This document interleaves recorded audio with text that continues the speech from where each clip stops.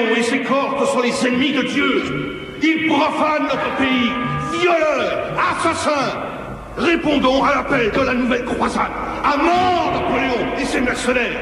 La révolution ne pourra l'emporter face à l'église de Dieu. Malheur à ceux qui ne se dresseront pas contre le monstre.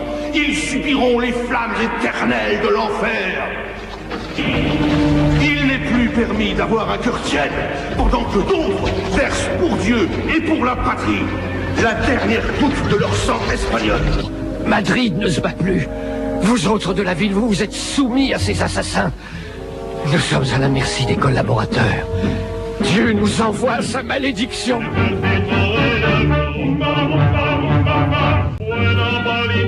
Et c'était El Paso de l'Ebro, le passage de l'Ebre, alors qui a été rendu très populaire, cette chanson, par la guerre d'Espagne du XXe siècle. C'était la grande chanson des Républicains, mais qui était déjà chantée par les partisans espagnols du temps de Napoléon, je crois, Jean-René M. Et alors, c'était dans une guerre qui, comme celle d'Espagne du XXe siècle, des années 30, était aussi une guerre civile. On a entendu dans cet extrait de film, on a entendu parler de collaborateurs. Alors c'est vrai que cette guerre contre la France a été populaire, mais que les Français avaient quand même des partisans en Espagne, des partisans espagnols en Espagne, qu'on appelait, je crois, les afrancesados.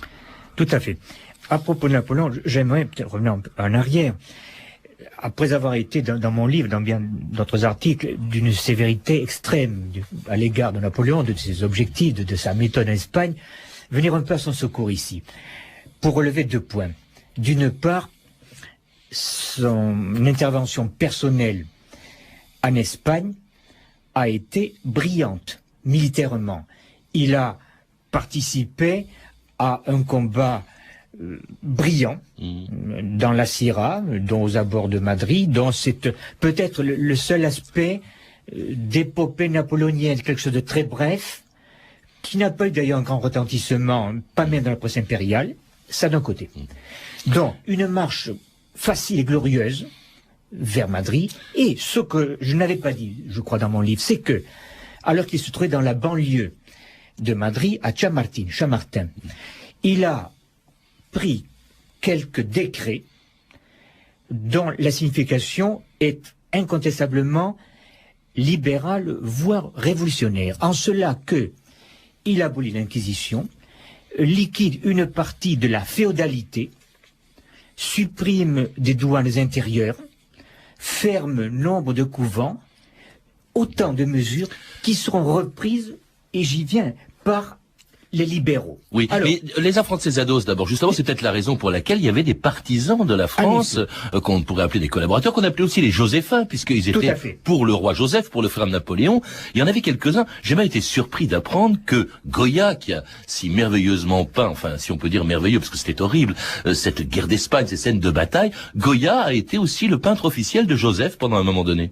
En effet, pendant un temps relativement court, il faut bien le dire, mais chez ces Espagnols que l'on dit éclairés, los ilustrados, il y avait là l'acceptation réfléchie, peut-être opportuniste, voire lâche, de cette intrusion française qui leur donnait l'espoir que pourrait être liquidé l'ancien régime, que l'Espagne pourrait être réformée, modernisée, régénérée, et en effet, dont une fraction minoritaire, sans aucun doute, des Espagnols, a opté pour la collaboration. Alors de l'autre côté, les adversaires des Français eux-mêmes sont assez divisés. Il y a d'un côté des libéraux qui rêvent d'un retour à la monarchie. D'ailleurs, tout le monde est partisan du roi Ferdinand VII, qui est en exil. On a oublié de le dire. Après Bayonne, Napoléon a envoyé en exil à Valençay en France et le roi Charles IV et son fils Ferdinand, qui devient Ferdinand VII, qu'on appelle en Espagne à l'époque le désiré, parce qu'on l'attend. Mais on l'attend pas pour les mêmes raisons. Il y a des libéraux qui veulent une monarchie beaucoup plus libérale, justement, et puis il y a les partisans d'une monarchie absolue. Ajoutez à cela aussi le rôle, on l'a entendu tout à l'heure, très important des prêtres. En fait, cette opposition à la France, elle est elle-même très divisée, Jean-René M. Tout à fait. Donc, d'un côté, comme vous l'avez dit, il y a cette guerre civile frontale entre les patriotes, les résistants appelés insurgés par les Français, Ou terroristes, sûrement. Ou terroristes. Ou comme bandits, on le fait toujours dans ces cas-là. Bandits. Les bandits. Et de l'autre côté, donc, ceux qui s'autodéclaraient patriotes, mais qui, vous venez de le dire, vont être divisés quant à l'avenir à donner à l'Espagne. Donc, les libéraux, je pense minoritaires, au sein de ce front commun de la résistance anti-napoléonienne, ces libéraux appartiennent, curieusement, comme les afrancesados, à la minorité éclairée. Ce sont des gens qui appartiennent aux Lumières. Il y a là une belle continuité entre l'époque des Lumières et ce premier libéralisme. Donc, ils sont partisans de ces réformes, dont une partie a été d'ailleurs proposée par Napoléon, Martí, et ils ont affaire à donc cette masse considérable, tout d'abord inorganisée, des patriotes qui veulent repousser l'envahisseur et qui sont à ce point attachés à leur souverain bien-aimé qu'ils vont s'en remettre à lui en 1814. Et à l'Église aussi, l'Église qui pousse à la croisade, alors, on parle de croisade. Mais alors justement, il y a aussi, alors ce qui frappe aussi quand on vous lit, c'est l'extraordinaire violence. Elle a été très bien peinte par Goya. L'extraordinaire violence de cette guerre. C'était terrible, comme ce le sera plus tard dans les années 1930. Jean-René M. Alors, pour ce qui est de l'Église, en effet, l'Église trouve là l'occasion inespérée d'être relancée. Car pendant toute l'époque de Charles III, des Lumières, elle était plutôt en situation de résistance, voire de recul. Elle est là, tout à coup, réinstallée. Elle réoccupe la rue. Elle se fait entendre de nouveau puissamment dans les lieux de culte. Donc, il y a un regain du culte, sans doute de la foi, et ceci se confondant avec le culte voué au roi lui-même. Alors, la violence, sans doute, on atteint là des degrés inouïs. Et il faut bien dire, des deux côtés. Oui. Donc tout ce qui est saccage, viol, profanation, ce sont les deux côtés que l'on trouve. Et elle a duré jusqu'en 1812, lorsque Wellington, profitant de l'affaiblissement des effectifs français en Espagne, dont une partie est envoyée en Russie, 1812, c'est la campagne de Russie, Wellington entre à Madrid, d'où va partir le roi Joseph avant le retour de Ferdinand VII en France en 1813.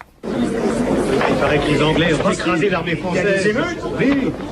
Wellington et les guérilleros ont écrasé toute l'armée française à Los Alapiles. Et selon les rumeurs, on dit que le roi Joseph abandonne l'Espagne et s'en va comme un vieux renard bredouille.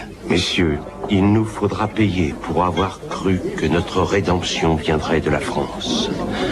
On va nous appeler les afrancesados, autrement dit des francisés, des traîtres. Ceci n'est que le commencement de la fin.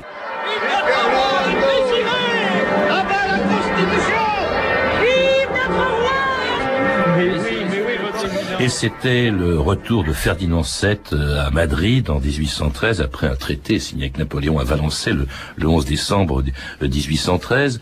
Et pour la France, évidemment, c'est la fin d'une guerre qu'elle a manifestement perdue et qui a eu des conséquences. Napoléon le disait lui-même quand il était à Sainte-Hélène, cette malheureuse guerre d'Espagne était une véritable plaie, la cause première des malheurs de la France. On pourrait croire presque que c'est moins en Russie qu'en Espagne, au fond, que l'Empire s'est effondré. Les conséquences pour l'Espagne, d'abord c'est un peu décevant. Ferdinand VII revient, le désiré, on l'attend partout. On attend peut-être des mesures libérales, il remet en place un régime très autoritaire. Jean-René M. Rapide bilan côté espagnol. Au positif, un peuple espagnol qui était assoupi et que l'on retrouve régénéré, glorieux, donc fier d'avoir défait l'empereur et ses troupes. Au négatif, une économie ravagée, un pays dévasté, saccagé. L'Église, alors au positif ou au négatif, je ne veux pas là me prononcer, une Église restaurée, donc qui retrouve son magistère spirituel pour longtemps. Est-ce que les conséquences, est-ce qu'aujourd'hui en Espagne, les gens en ont le souvenir de cette guerre d'Espagne, je répète, du 19e siècle, pas bien sûr celle du 20e, tout le monde s'en souvient en Espagne et en France aussi, mais de cette première guerre, en deux mots, il nous reste quelques secondes à peine. C'est tout à fait étonnant de voir comment les traces visibles sont encore présentes et sont présentes aussi dans la mémoire collective. En général, ce n'est pas à la gloire des envahisseurs. Donc, on peut dire également que l'une des traces profondes de ce conflit, c'est une sorte de sentiment compréhensible, de gallophobie. Merci Jean-René M. Je rappelle que vous êtes l'auteur de l'Espagne contre Napoléon, la guerre d'indépendance espagnole, publiée chez Nouveau Monde Éditions. Également l'auteur de Voir, comparer, comprendre, regard sur l'Espagne des 18e et 19e siècles, publié aux presses de la Sorbonne Nouvelle.